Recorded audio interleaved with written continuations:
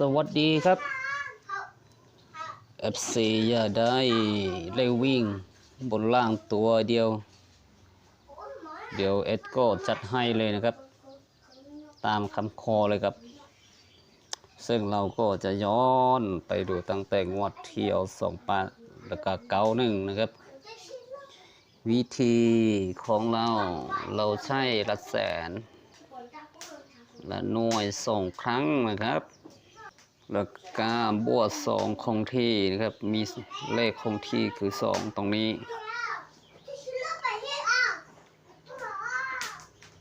0บวก7ได้7 7บวก2ได้9นะครับวิ่ง9วันนี้9ไปที่ละ10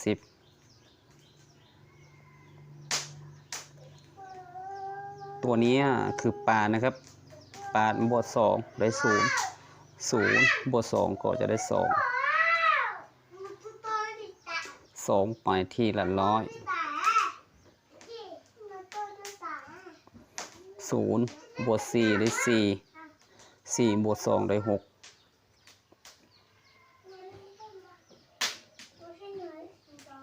ไปที่ละ10และหลักหน่วยครับ1บวก2ได้3บวก2ได้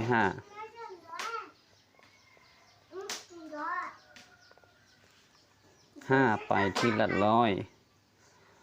3บวก2ได้5บวก2ได้7ไปที่ละ10 3บวก0ได้3บวก2ได้5ไปที่ละหน่วยนะครับ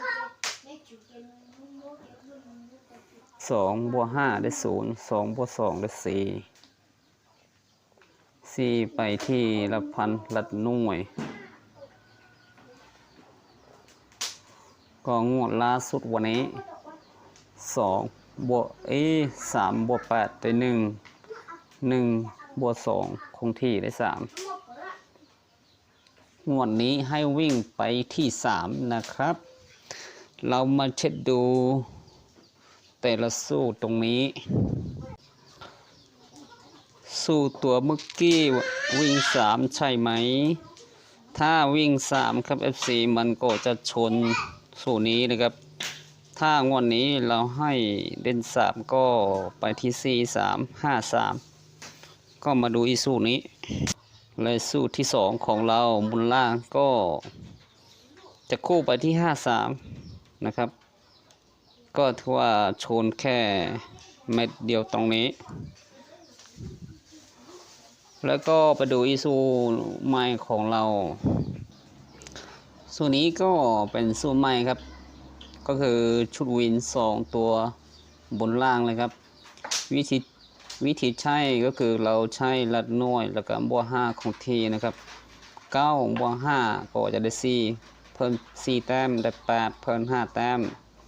ได้3เพิ่ม6แต้มได้9เพิ่มอี1ตัวได้0เพิ่มอี2แต้มก็จะได้2วันนี้เข้าที่20นะครับวันนี้ก็ไปที่19นะครับวันนี้20ล่างวันนี้28ล่าง66บนวันนี้46วันนี้5775นะครับกับวันนี้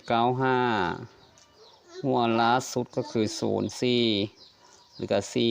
46วันนี้นะครับ FC ก็ชูวินของเรา938 457ถ้าเราจัดชูวินไปก็จะชน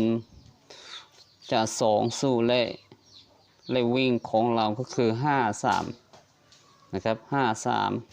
83และ93ตัวที่น่าสนใจก็คือ